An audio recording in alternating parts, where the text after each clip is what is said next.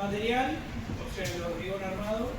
En las primeras clases se definieron la composición, la forma de mejorar su composición para lograr una mejor resistencia, cómo evaluar la resistencia, cómo evaluar el asentamiento.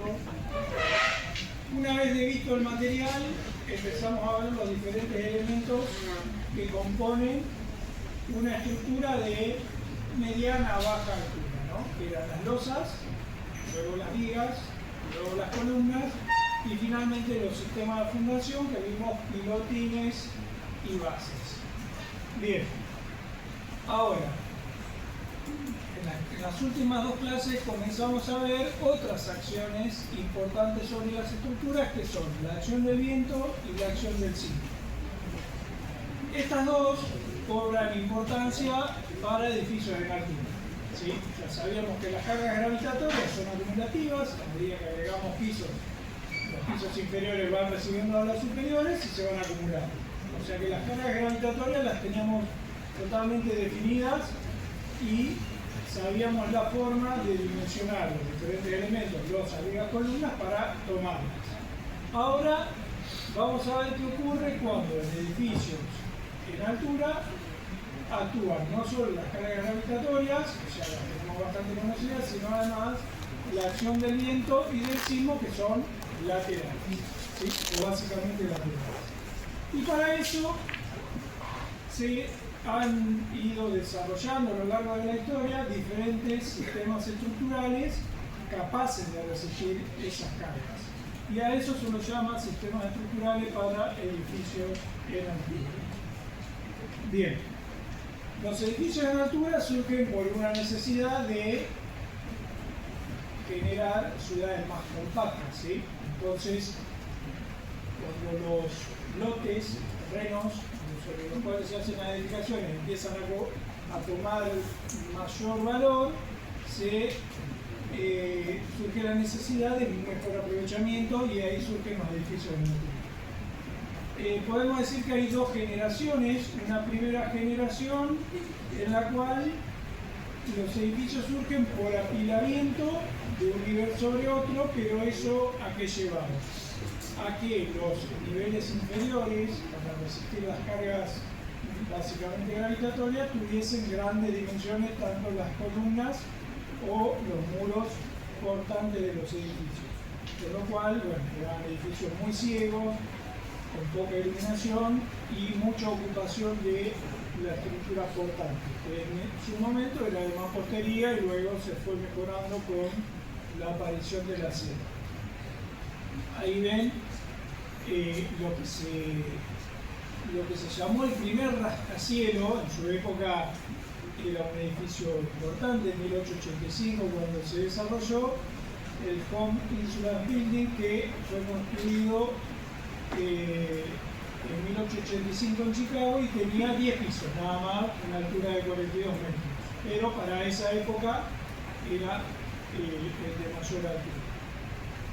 Ese edificio, así como lo ven, tiene en su interior un esqueleto metálico, pero fue revestido con mampostería por cuestiones de generar seguridad ante el incendio, dado que el acero, ante cierta temperatura en un incendio, cambia totalmente sus propiedades y pierde su resistencia. Bien, ahí vemos una escala de edificios crecientes en altura, que ahí ven las fechas en las que se fueron dando a partir de 1885, ven cómo rápidamente, en pocos años, pasamos de unos 60 metros de altura, ¿sí?, a más de 300 metros de altura. ¿Sí? Ya estos son edificios de los que llamamos de la segunda generación de rascacielos, donde ya se fueron progresivamente diseñando tipologías estructurales resistentes ante acciones horizontales. Y ahí vemos cómo esa escala sigue progresando, ¿sí? Fíjense el Taipei 101, que es un edificio que el año pasado resistió sin ninguna problemática. Es un edificio que está en Taiwán. El año pasado, creo que por septiembre, hubo un terremoto de, si no me equivoco, escala 7.7 creo que fue, y este edificio, por contar con un sistema adecuado para resistir las cargas horizontales, en este caso del sismo, no sufrió ningún daño ante un sismo de, ya diríamos, una magnitud elevada. Ahí falta el último, el edificio más alto, que es el Burj Khalifa, que supera bastante holgadamente esa altura. Bien, bueno, empezamos entonces a ver cuáles son esos sistemas estructurales que fueron permitiendo progresivamente ganar en altura en los edificios. Hasta más o menos unos 20 pisos, el sistema estructural de pórticos es bastante eficiente. Más o menos hasta 25 o 30 pisos, sistemas de tabiques de contraviento, ¿sí? Tabiques, funcionan bastante bien, y combinando los dos, ya vamos a ver por qué, llegamos hasta 30 pisos, sin mayores costos, sin mayores dificultades en la ejecución de estos sistemas estructurales. A partir de allí ya se empiezan a requerir otros sistemas más eficientes, como el tubo, o tubo en tubo, que son tubos concéntricos, que vamos a ir desarrollando, o haz de tubos. Y también los sistemas reticulados, como veíamos en la primera imagen.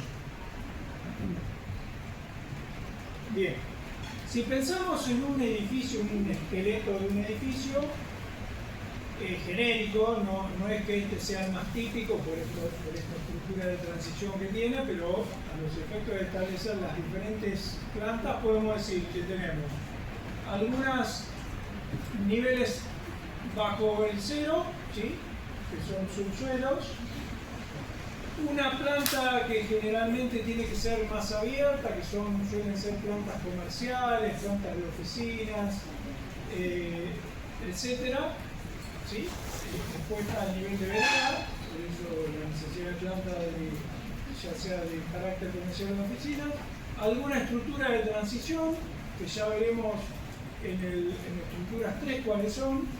Acá tenemos una muy típica, que es esta que observan acá, y finalmente hacia arriba plantas que pueden ser mixtas de oficinas y residenciales, todo oficinas, todo residenciales, y alguna planta técnica en los niveles superiores. Vamos a ver más adelante que hay edificios con plantas técnicas en niveles intermedios, ¿sí? Pero más o menos estas son las diferentes plantas en las cuales va ganando altura un edificio. Bien. Uno de los sistemas que habíamos mencionado, el primero era el de pórticos, estructuras apórticas. Vamos a comenzar por eso. Ahí estamos viendo un ejemplo de un edificio de mediana altura que está en Buenos Aires, en el cual vemos, por ejemplo, que en las plantas superiores la densidad de columnas es mucho más grande que en las intermedias, y a su vez de estas que en las inferiores. O sea, voy eliminando columnas hacia los pisos inferiores por una cuestión de dar mayor accesibilidad, mayor posibilidad de vidriado en las plantas inferiores, que son las que están en contacto con el suelo. ¿Cómo logro eso? Con una estructura, es este marco que ven acá, esquemáticamente lo vemos acá, donde conecto rígidamente las columnas laterales con la viga.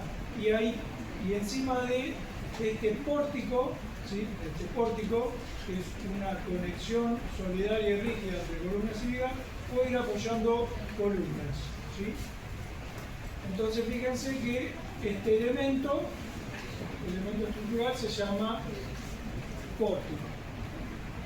El funcionamiento es totalmente diferente al de dos columnas con una viga encima, donde vemos que cuando yo le aplico una carga se deforma la viga y no se deforman visiblemente estas columnas, ¿sí? Ya sea para carga vertical como para carga horizontal, que podría ser, por ejemplo, la acción del viento. En cambio, fíjense a la derecha, tienen un pórtico en el cual vemos que si ponemos una carga vertical, el hecho de estar conectada la viga solidariamente con las columnas, esto es con dimensiones adecuadas y con armados adecuados, fíjense que al flexarse la viga involucra y flexa también a las columnas. Esto desde el punto de vista estructural es totalmente favorable porque hace que esta viga se deforme menos a costa de hacer colaborar a las columnas. ¿Sí? En cambio, en este caso, fíjense que la viga es la única que se deforma, pero lo hace de manera mucho más notable. Y sabemos que una de las condiciones que se tienen que cumplir en las estructuras es que sean poco deformables. ¿Sí? O sea que entonces el pórtico es mucho más eficiente. ¿Sí? Obviamente que esto es aspecto de armadura, ¿no? Acá lo vemos ante una carga vertical y acá ante una carga horizontal que podría ser, por ejemplo, la acción del viento. Ven cómo esta deformada involucra tanto a columnas como a vientos. Bien. Entonces, el sistema de pórticos, que ahí lo vemos en un edificio, termina desarrollándose en dos planos, en general perpendiculares, uno paralelo a la línea municipal, son estos pórticos que estoy viendo, y otro hacia la profundidad del edificio, ¿sí? Que son los que van en el otro sentido. ¿Sí?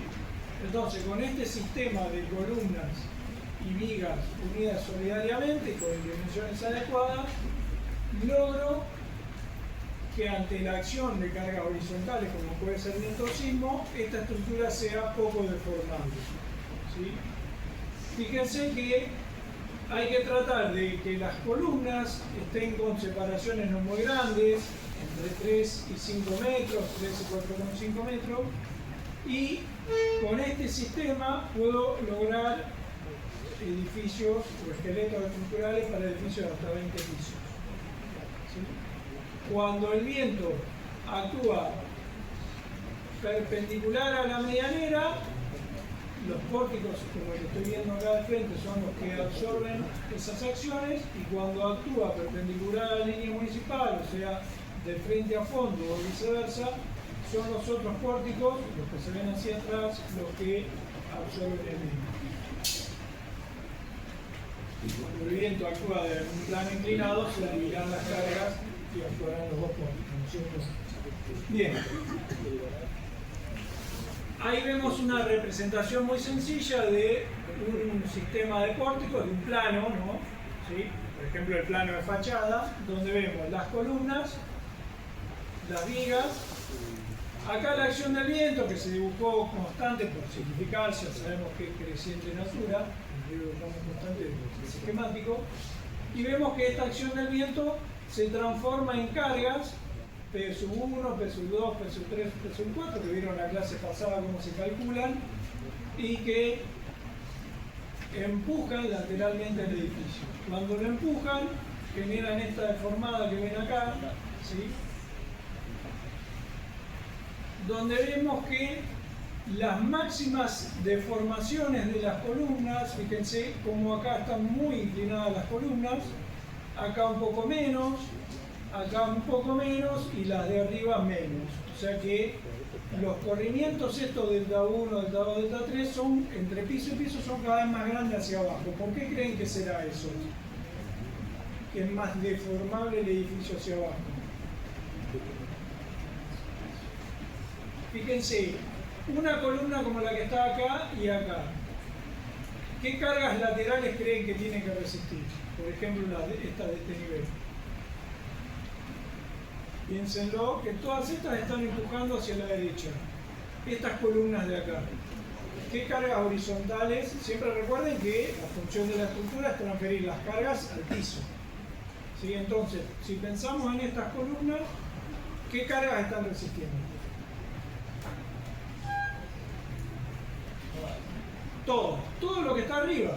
¿Por qué? Porque el edificio no tiene ningún apoyo acá que resista alguna carga. Todo tiene que ir a parar al piso. Entonces estas dos columnas reciben esta, tienen que soportar todas, por eso se deforma mucho.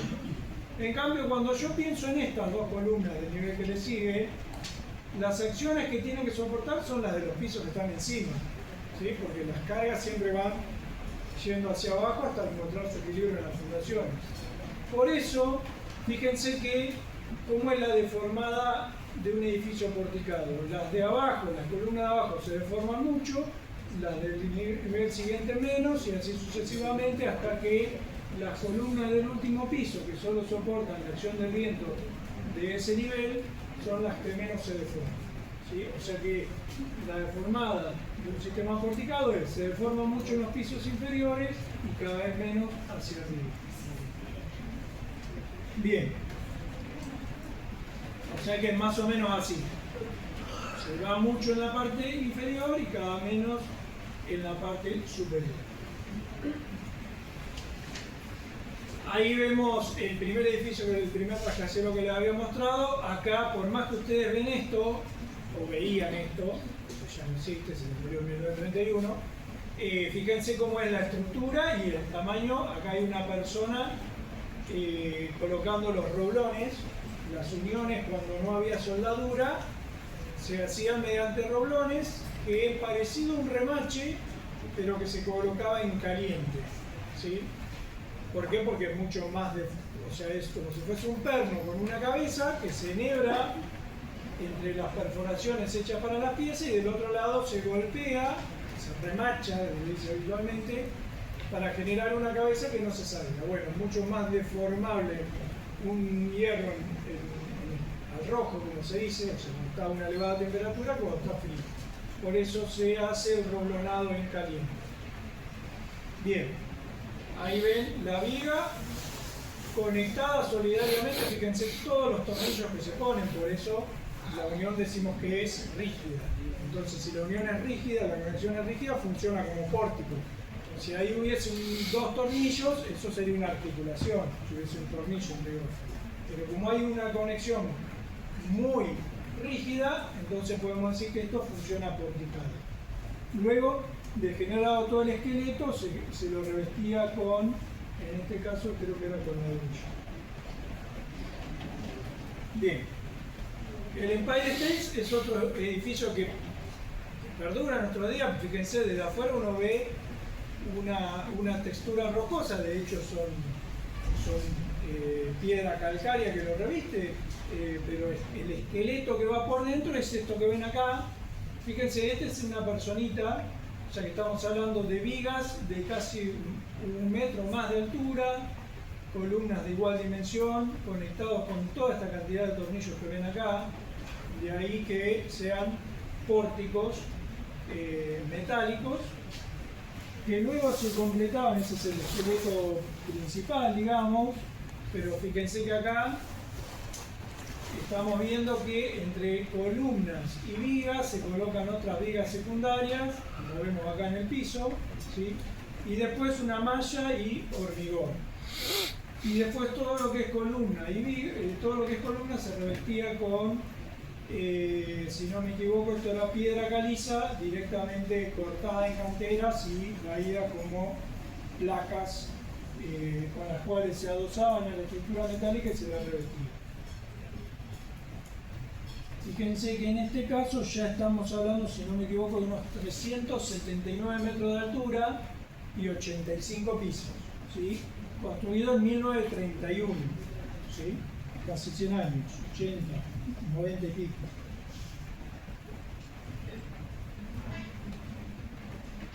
Ahí está la planta, donde ven toda la distribución de columnas, que son estas que ven acá, perfiles, digamos, doble T.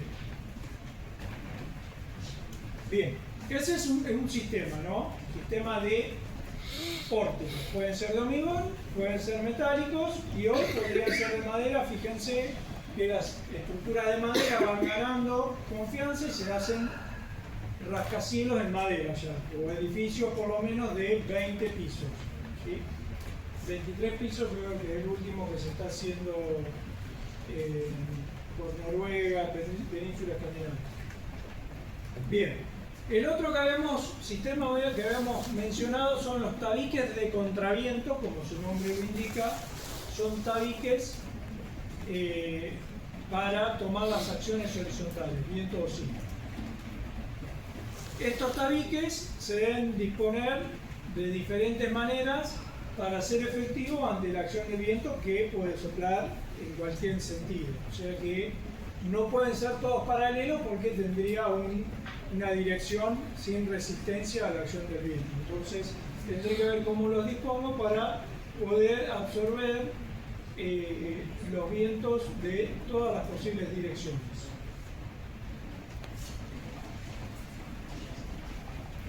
Respecto a, ahí vemos diferentes plantas de edificios, a cómo yo los puedo disponer aprovechándolo para otras necesidades. Por ejemplo, acá vemos que en el sentido de las X aprovecho y pongo dos tabiques laterales a los núcleos de escaleras y ascensores y resuelvo la acción del viento en este sentido. Siempre el tabique resiste cuando su desarrollo es paralelo al viento. O sea que si acá el viento sopla en X, resiste estos dos tabiques laterales y estos dos, pero estos verticales no. Pero cuando el viento actúe en Y, ya sea hacia arriba o hacia abajo, ¿sí? En la planta, ahí resisten estos tabiques, los que tienen desarrollo en el sentido en el que sopla el viento. Acá vemos una disposición, acá vemos otra, ¿sí? En la cual se ponen estos tabiques en la periferia para no invadir con tabiques interiores. Acá vemos que en el interior hay solo columnas. Acá vemos una disposición que solo coloca tabiques en el núcleo de ascensor escalera. Esto es muy típico en edificios públicos, ¿sí? Esto es más típico de edificios residenciales y esto es más edificios de carácter público, bueno, y también residencial. Acá vemos que el núcleo en el centro y acá en un lateral. Recuerden que siempre debo disponer de tabiques como estos que están horizontales para tomar el viento en X y estos que están verticales para tomar el viento en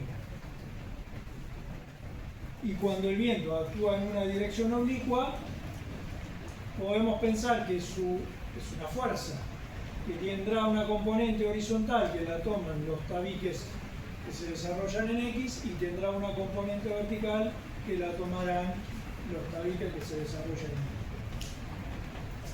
Y. Recuerden que todo esto sirve siempre y cuando cada losa, cada forjado horizontal sea un forjado rígido, ¿sí? Un diafragma rígido que conecta todo. Entonces, eso hace que el viento pega en la fachada, pero por la losa se transfiere a todos los elementos verticales, tabiques y columnas, dado que la losa es como un plato rígido indeformable, se dice diafragma rígido. Bien. Ahí vemos de manera muy simple cómo un tabique, este tabique pertenecerá a alguna parte de un edificio, ¿no? Pero vemos cómo ante la acción del viento se deforma. Ahí ven, alcanzan a ver la deformada. Fíjense que es cero en el piso y empieza a crecer porque se va curvando como si fuera una viga mensural. En el piso es cero porque está empotrado en la estructura de fundación, ¿sí? Entonces ahí no puede girar. Pero debido a la acción del viento empieza a girar, ¿sí? Fíjense cómo la deformada del tabique es totalmente diferente a la que habíamos visto para los pórticos. Los pórticos deformaban al revés, mucho abajo y poco arriba. En cambio el tabique deforma cero en el piso y va acumulando deformación hacia arriba. Bien. ¿Qué es la propiedad del tabique que me ayuda a resistir el viento? Un número totalmente geométrico acompañado por otro número que depende del material. ¿Sí? ¿Se escucha atrás? Bien. Bueno, el número, entonces decimos que esa rigidez, que es la propiedad que hace que un tabique se deforme poco entre una acción horizontal, se llama rigidez, depende de dos cosas. Una muy clara, el material, No es lo mismo hacer un tabique de madera que hacer un tabique de hormigón, que hacer un tabique de plástico. Piensen en la regla, porque ahora la voy a traer como ejemplo. Entonces el material es uno que aporta una propiedad. ¿A través de quién? Del módulo de elasticidad, que ya vieron en estructura azul. Cuanto más elástico, más deformable.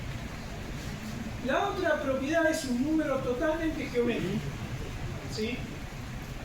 El tabique de hormigón, piense que va a tener un desarrollo y un espesor, que acá no lo veo porque es un dibujo plano, pero supongamos que sea un tabique de que tiene 1 metro por 15 centímetros de ancho de espesor, ¿no? Por decir algo. Entonces, esa geometría de la sección, ¿sí?, del lado por el espesor, es la que forma este número.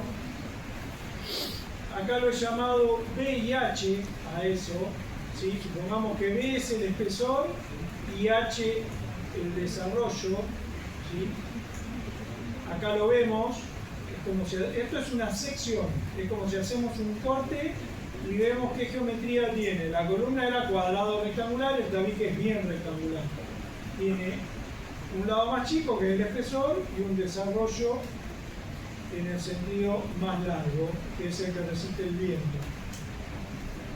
Bien, cuando el viento sopla en este sentido, en el sentido de las X, vemos que este tabique tiene mucho desarrollo a través de H, de este lado que es grande.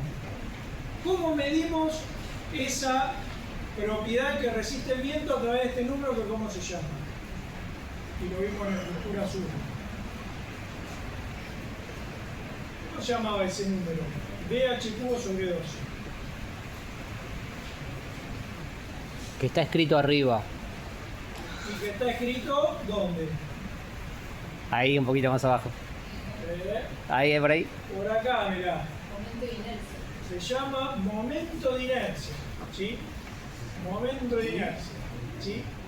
Entonces dijimos que un tabique de hormigón resiste al viento gracias a un número que se llama rigidez. Y ese número lo forman dos cosas: el módulo de elasticidad del material y una propiedad totalmente geométrica que es el momento de inercia, que se mide de esta forma. Entonces, cuando el viento sopla en el sentido largo del tabique, el momento de inercia es B por el lado largo elevado al cubo, dividido 12. ¿Sí? Como el que está elevado al cubo es el lado largo, el J, que es la inercia, está buena, es grande. Ahora, ¿qué pasaría para este tabique si el viento sopla en la C?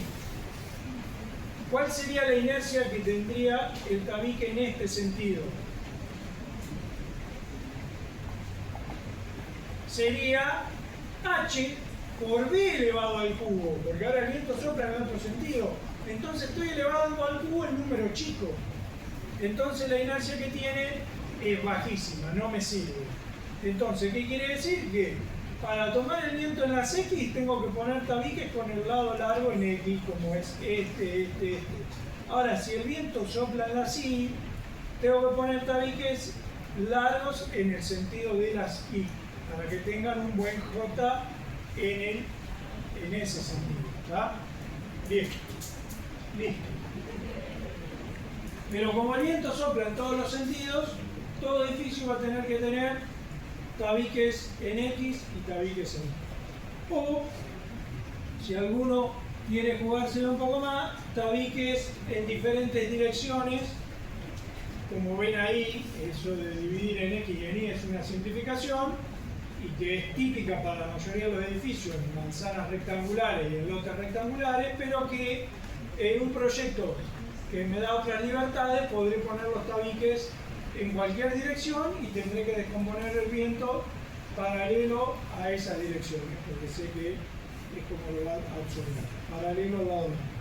Bien, ahí ven la deformada que les decía del tabique, es cero abajo y va acumulándose hacia arriba. ¿Por qué? Porque los pisos de arriba se apoyan sobre el de abajo, o sea que si se turbó un poquito el de abajo, ese me arrastra el que tiene arriba y así sucesivamente, o sea que se acumula hacia arriba.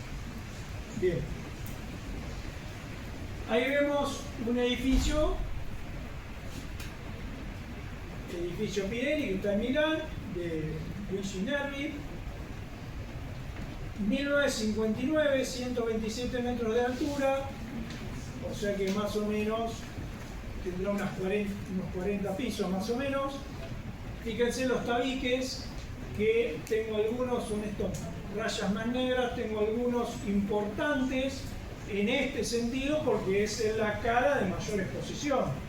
En el otro sentido casi es aerodinámico, entonces apenas necesito menos tabiquería acá en las esquinas, pero no necesito tanto. En cambio en las X, todos estos manchones negros son tabiques, ¿por qué? Porque tengo una gran cara expuesta a la acción del viento, ¿sí?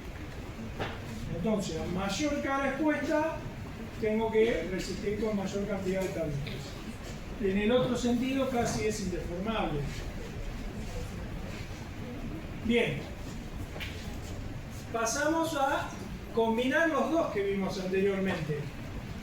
Los tabiques que se deformaban de esta forma, cero abajo y va creciendo hacia arriba, y los pórticos que se deformaban de esta forma, mucho abajo, porque las columnas abajo resistían todas las cargas de arriba, y cada vez menos hacia arriba. Si los combino, logro que donde uno es más flojo, el otro es más fuerte, ¿sí? Entonces logro una deformada de este tipo, ¿sí? Donde abajo se quieren ir mucho las columnas o los pórticos, lo resisto con el tabique que es menos deformable, y donde arriba se quiere ir mucho el tabique, lo acompaño con las columnas que arriba eran menos trasladables. Bien, y logro un sistema mixto eficiente combinando las dos propiedades, ¿sí? Las deformadas de tipo pórtico y las deformadas tipo tabique. Las combino y es eficiente hasta unos 30 pisos. Si bien nosotros estamos acostumbrados a cosas más rectangulares, este edificio con planta circular combina eso, porque fíjense que tiene un núcleo tabicado en el centro y columnas hacia afuera conectadas por esto que vemos acá, que son grandes vigas que se ven ahí. Entonces de alguna forma combino, acá estoy agregando el efecto forma de este tabique circular, que es mucho más resistente y que es un tubo, que ya lo vamos a ver, pero bueno, un poco combina esas dos cuestiones de tabiques con estas columnas unidas con esta mediante vigas que son pórticos totalmente rígidos. Ahí vemos otro caso, que es un edificio que si lo vemos en planta es así, ¿sí? Grandes columnas y tabiques de esta forma, diferente a lo que estamos acostumbrados a ver, están así como en cruz, ¿sí? Pero si yo conecto estas diagonales, veo esto que veo acá. Este tabique que acá veo en planta sería esto, que se desarrolla diagonalmente al edificio. Esta columna, por ejemplo, sería esta, y esta columna estaría de este lado, y están conectados por un elemento de gran rigidez, o sea, conecto muy rígidamente el tabique con las columnas. Y eso aporta un efecto muy benéfico, ¿sí? Esa conexión rígida, que la vamos a representar acá. Acá vemos los dos casos. Fíjense, el tabique y las columnas. Si la conexión que hago a nivel de cada piso es mediante una losa o una viga de poca altura, o sea, poco rígida, es como si no estuviese unido solidariamente, es como si no hubiese una articulación. Entonces, cuando el viento empuja, estos elementos transversales, que pueden ser losa o viga, reparten la carga horizontal a esta columna, a este tabique y a esta columna, pero no participan. Las vigas no se deforman, solo transmiten carga horizontal, ¿sí? Se ocupan de eso, de decir, bueno, me llevo un viento de 4 toneladas, lo reparto, una acá y dos al de medio que resisten más. Solo hace eso estos elementos horizontales. Pero ven que eran horizontales y permanecen horizontales. Ahora, ¿qué pasa si yo genero una conexión rígida? Cuando el viento empuja, todas estas uniones son como aporticadas. ¿Ven cómo se deforman las vigas?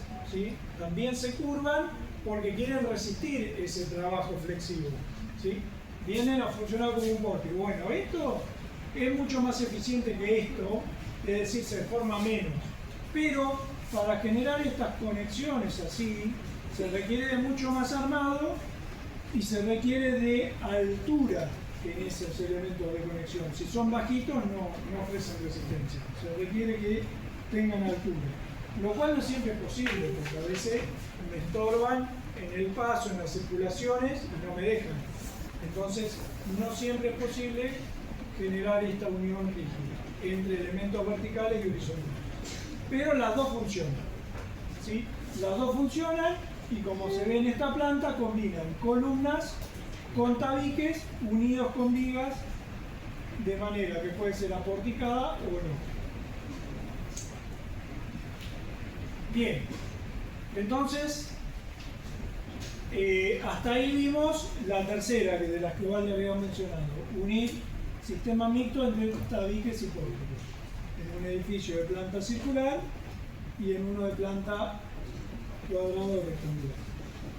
Bien. Si queremos mejorar la eficiencia de los tabiques, porque ya dijimos anteriormente que el tabique o es bueno en un sentido o bueno en el otro, pero no en los dos, uno es flaco, ¿sí? Hagan la prueba de agarrar una regla, ¿sí? Tenganla bien firme con los dedos en la parte de abajo, empújenla en el sentido flaco y van a ver que se curva como nada. Es el tabique en el sentido de poco aporte. Ahora la quieren deformar en el otro sentido y deformarla. ¿Sí? Bueno, ese es el tabique. Bueno, entonces para entender que si yo acomodo bien los tabiques logro mucho mejor resultado, vamos a esta prueba. Supongamos que tenemos un edificio de una planta y yo le pongo en alguna parte, por ejemplo para tomar las escaleras, estos 4 tabiques, ¿sí? Están en alguna parte de la planta para tomar la acción del viento. Son los encargados de tomar la acción del viento. Bien. El material es hormigón, con lo cual ya lo conozco. Quiero ver geométricamente qué me aporta. Bueno, acá lo veo acá en el pie, son 4 tabiques. Cada uno aporta una inercia que era la base, que es el lado más chico, el espesor, por el H, que es de acá hasta acá. Recuerden que el H no es la altura, es la dimensión en planta, ¿sí? Del tabique. Es B por H al cubo sobre 12. Supongamos que sea un tabique de 15 centímetros por 3 de largo, sería 0,15 por 3 elevado al cubo sobre 12. Eso es lo que aporta cada uno. Como son 4, tengo esta inercia. La inercia total para resistir el viento es BH cubo sobre 3.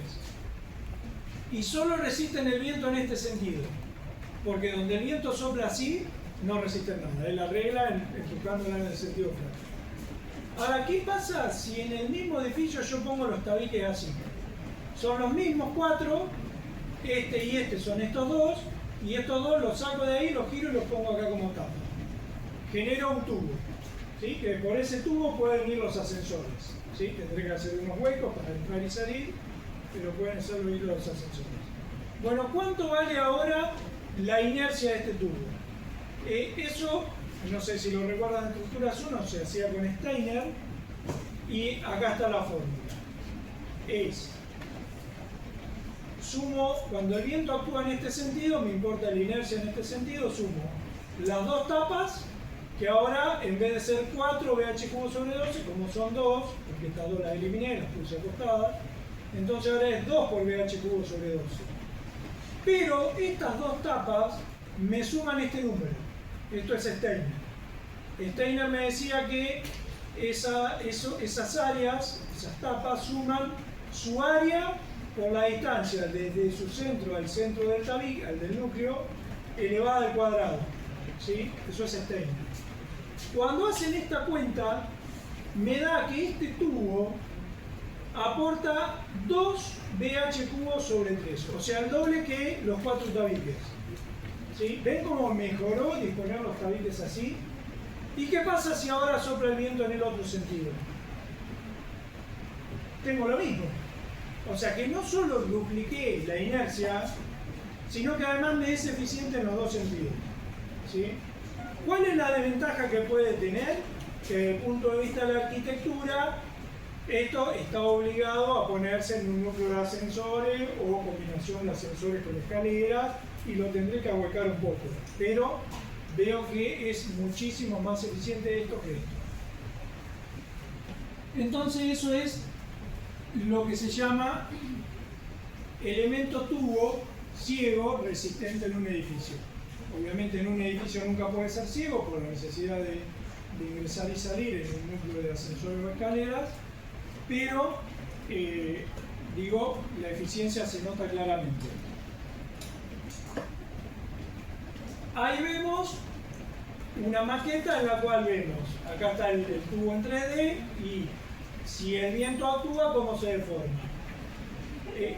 Fíjense, esta cara se va a comprimir, fíjense, vémoslo en la figura deformada. Esta cara es la que se comprime, o sea, todo este tabique, visto en planta.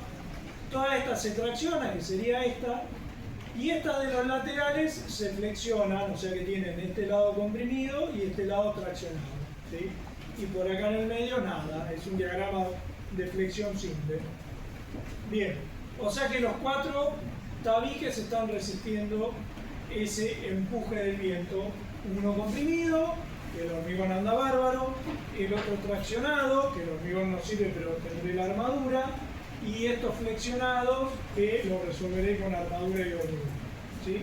Pero ojo, que como el viento puede soplar en cualquier dirección, tengo que dimensionar a todos para que tomen tracción, porque el viento soplando de acá me tracciona este, pero cuando el viento sople del otro lado, estará traccionado esta. ¿Sí? Pero igual también debo poner armadura para un posible viento de ese lado y análogamente en el otro circuito. Bien, ahora como dije, ese tabique así como fachada de un edificio no me sirve, si sería un edificio ciego. Entonces donde yo lo empiezo a calar, ¿se fue?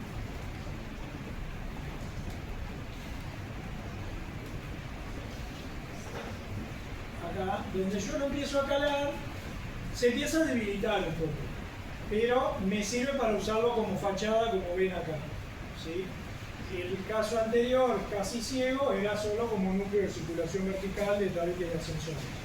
Si yo lo empiezo a calar con ventanas, lo puedo poner en el perímetro, ¿sí? Se debilita un poco, es cierto, pero sí, hoy por hoy esto se puede modelar todo en software, pero el funcionamiento es más o menos equivalente. Como ven acá, en el caso anterior, yo había puesto el viento empujando desde acá, en esta filmina está empujando desde abajo hacia arriba. Esta cara comprimida ya no es uniforme, como en el caso anterior, se concentra la carga en las esquinas, hay que tener cuidado. Por eso, en el edificio que vimos acá, las esquinas estaban bastante más reforzadas, como ven en esta imagen, por esa cuestión. Eso ocurre, está comprobado, pero salvo esas situaciones que hoy por hoy se estudian bastante bien, el tubo calado, que se llama tubo calado, es muy eficiente en reacción del viento y resiste más de 50 pisos. Ahí ven un caso que lo tenemos aquí, que todos lo habrán visto, la torre Proban, el edificio de Fiat, que es un edificio que lo tienen ahí en la conexión, termina la 9 de julio y creo que se llama Acceso Este, ya se llama, no, Avenida Libertador. Bien, que también es un tubo calado con geometría circular, pero que es muy eficiente, mucho más que el cuadrado rectangular, porque es mucho más aerodinámico ante la acción del viento, y a su vez acá lo han mejorado con estos tabiques internos para los núcleos, fíjense, de ascensores y escaleras y sanitarios. Fíjense, este edificio tiene altura de 120 metros y 33 pisos.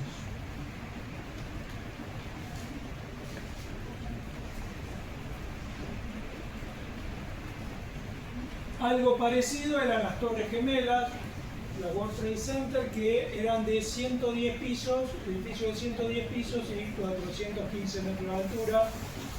Es un tubo bastante calado y más en las plantas inferiores donde por una necesidad de conexión, espacio interior y exterior, se sacan elementos verticales, pero en conjunto más o menos tiene un comportamiento de esas características. Con todas estas columnas son metálicas, ¿sí? Todo el esqueleto es metálico, era metálico.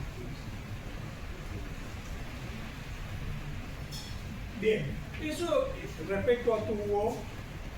Y como en muchos edificios la envolvente puede ser un tubo calado y el núcleo de circulación interior puede ser un tubo bastante ciego, entonces surge esto de tubo en tubo, que es un perimetral calado y un interior que puede ser concéntrico o no, mucho menos calado, o sea más ciego, conectado por los planos horizontales, ¿sí? Que puede ser entre pisos sin vigas, que vamos a ver más adelante, losas de gran espesor, o puede ser un entrepiso tradicional de vigas y losas.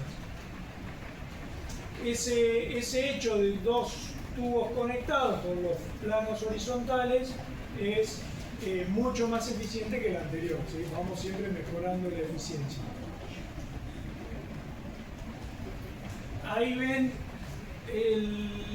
este edificio que básicamente tiene ese comportamiento, tiene la particularidad de que cuando se llega al nivel inferior, este tubo se cala bastante por medio de esta viga de gran altura, que es una estructura de transición que vamos a ver en el nivel 3, pero básicamente las plantas superiores son perimetralmente, como ven acá, columnas muy cerquitas, interconectadas, que hacen un tubo calado, que tienen un comportamiento similar, y interiormente todo este núcleo, también de sanitarios y circulaciones verticales, tubos mucho más ciegos, interconectados por los planos horizontales, que más o menos tienen ese comportamiento de tubo de tubo. Como les decía, en la planta inferior, como ven en la imagen y acá, hay una necesidad de eliminar y desaparece un poco ese comportamiento, pero se resuelve con estas columnas gigantes ahí que toman toda la acción horizontal.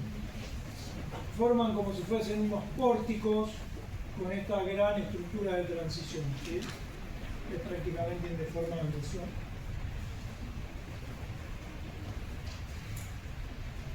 El Standard Oil es otro caso donde fíjense que también es un tubo calado formado por columnas muy cercadas y otro más, ¿sí? Perimetralmente ambos calados en este caso.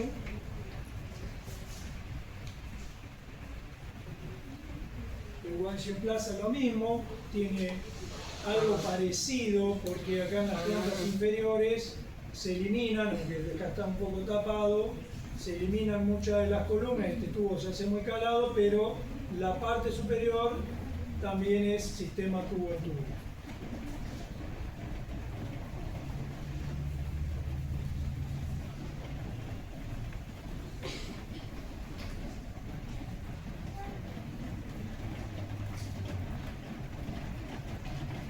Bien.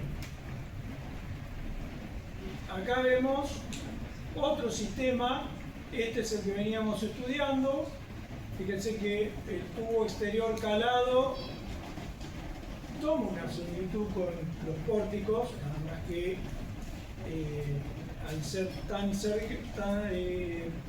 al haber tanta cercanía entre columnas y una gran elevada altura de vigas, casi que se transforma en un tubo calado o hay una similitud ahí, ¿sí? Pero fíjense que es un tubo dentro de otro. Y otra forma de disponer los tubos, que también es muy resistente, es un haz de tubos, que fíjense que en las plantas inferiores hay mucho más tubos que en la planta superior, o dicho de otra forma, la planta es de mucho mayor dimensión. ¿Por qué? Porque la acción del viento es acumulativa hacia abajo. Entonces empiezan a tomar una forma piramidal, ¿sí? De modo de donde tengo más acción del viento, tener mayor dimensión de planta resistiendo esa acción horizontal. La Torre Sears en Chicago es un ejemplo de haz de tubos, así es como se llama, donde vemos que la modulación de diferentes, como si fueran diferentes torres adosadas, algunas que van desapareciendo a medida que va ganando altura el edificio, creo que en la próxima imagen se ve, ven cómo arrancamos con una planta con 9 tubos, digamos, algunos van desapareciendo sucesivamente hasta llegar a los últimos niveles con solamente 2 torres adosadas o 2 tubos, digamos. Son todos obviamente tubos calados. Fíjense que ya con esa tipología 110 metros, 110 pisos y 442 metros.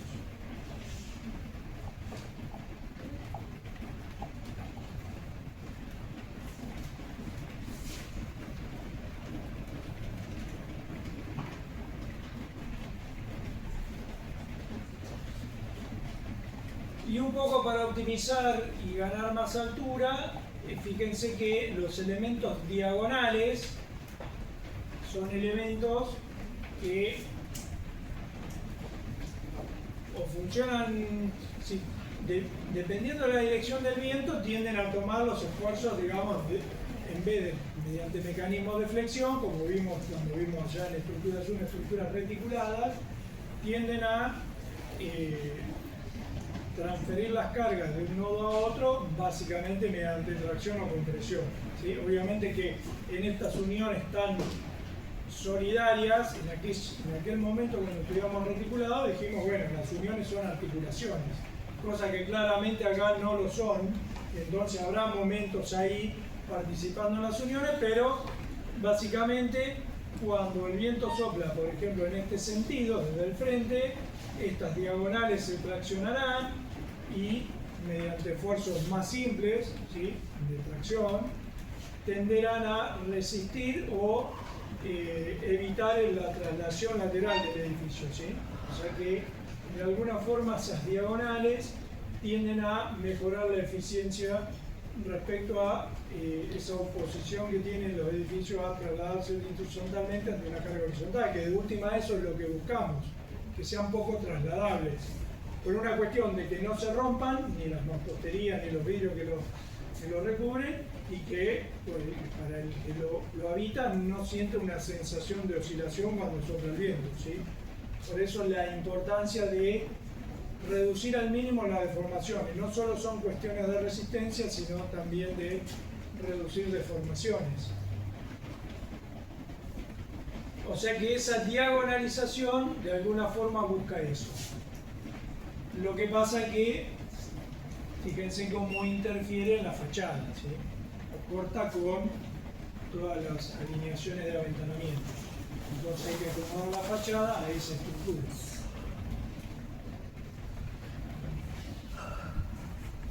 Acá vemos también sistema de alguna forma bastante mixto, que combina elementos inclinados con estos elementos que casi funcionan como una viga Vierendel, obviamente que en el otro una columna Vierendel sería un elemento que resiste como la viga Vierendel los esfuerzos transversales. Y acá vemos la diagonalización que se ve más en los pisos superiores. También fíjense cómo este edificio de alguna forma gana dimensión hacia los niveles inferiores. Ahí vemos otro caso, también de sistema reticulado. El reticulado se da a nivel de fachada. Otro caso más, ¿sí? El Banco de China. Fíjense que como también tiene forma piramidal, donde gana dimensión la planta en los niveles inferiores respecto a los niveles superiores, o sea, se busca que en los niveles superiores reducir el impacto de la acción del viento y mediante un regresivo en las plantas inferiores lograr mayor estabilidad.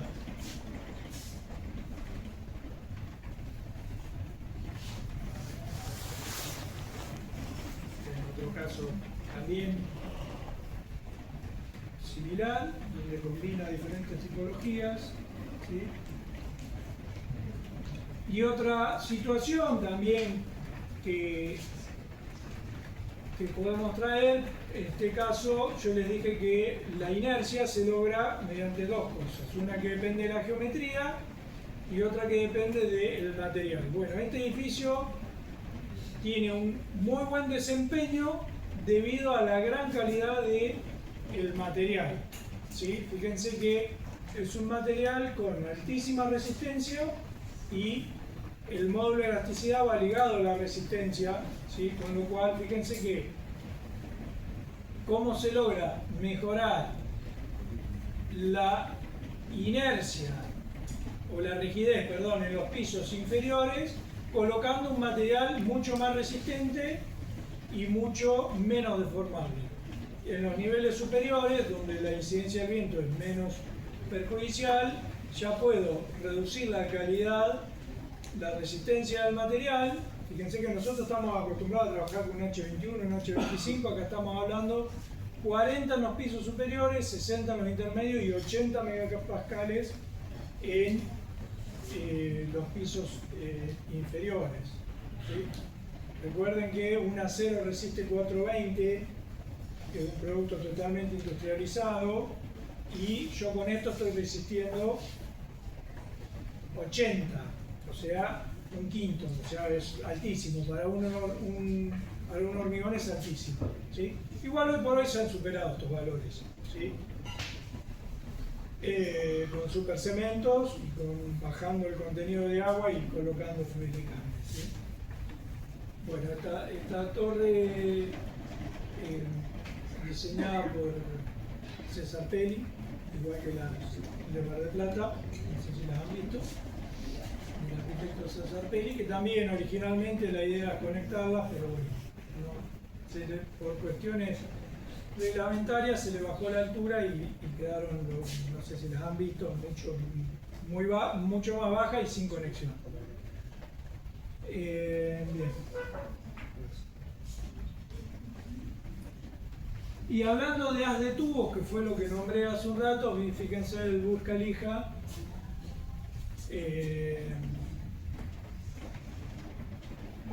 es actualmente el edificio más alto.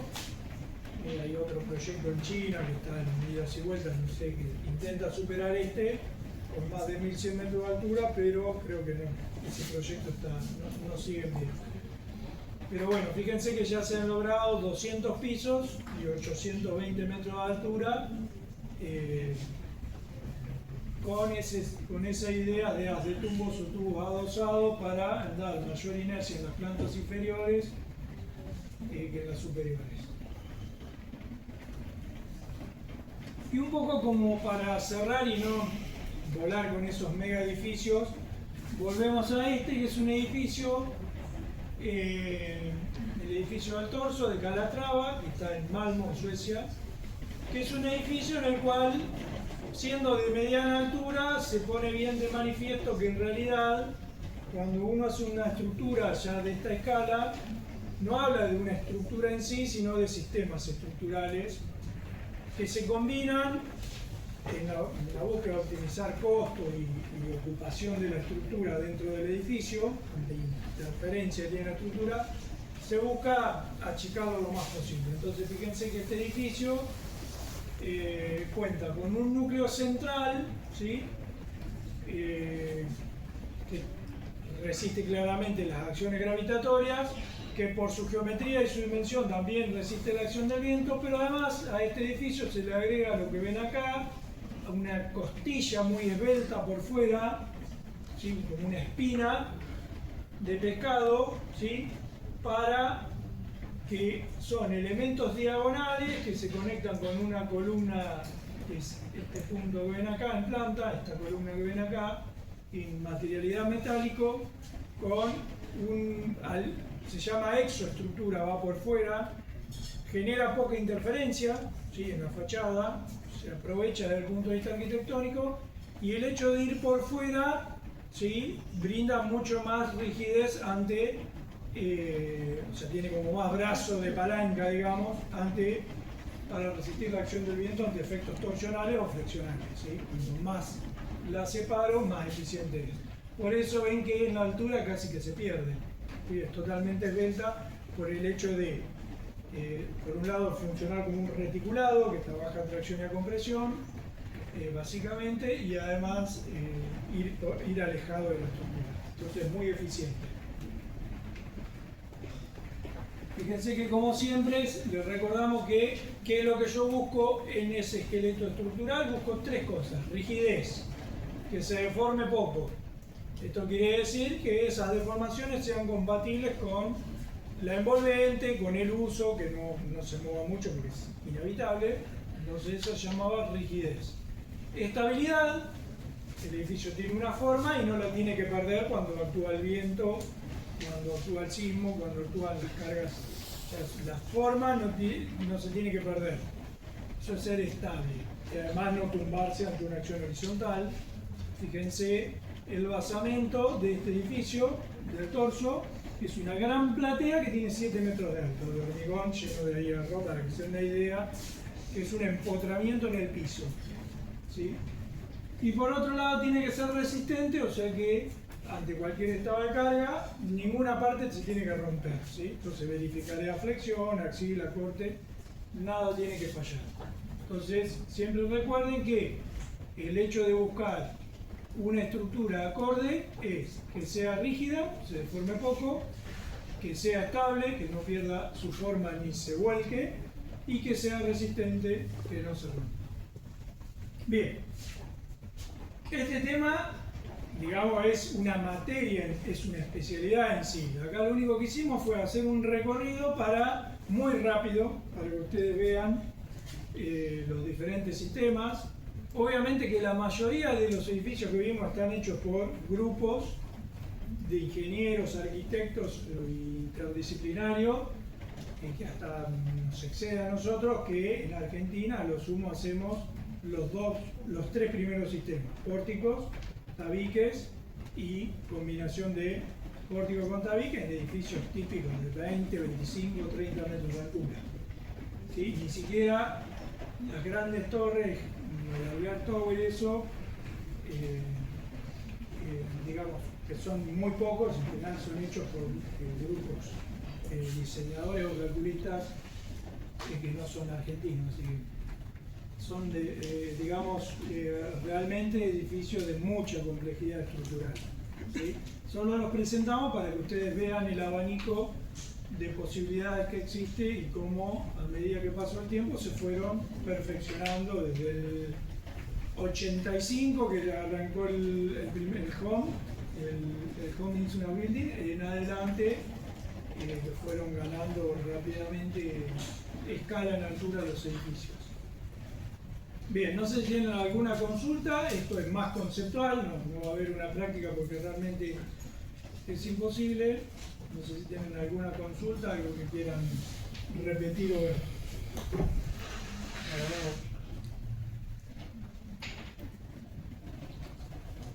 Bien, bueno, la clase que viene, ahí nosotros